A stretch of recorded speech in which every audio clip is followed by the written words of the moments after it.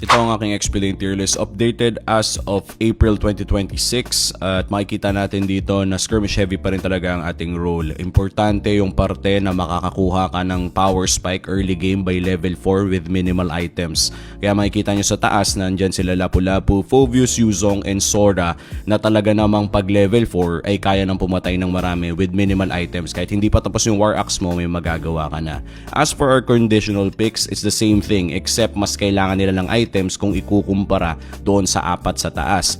Pero si Glue, sabihin na lang natin na kaya lang siya nandito sa S-, it's mainly because may mga counter picks pa rin na nag-e-exist na talaga namang tumatalo sa mga glue mains natin dyan. Kahit yung mga pinakamagaling na glue, alam pa rin paano talunin ng mga malalakas na players in high elo.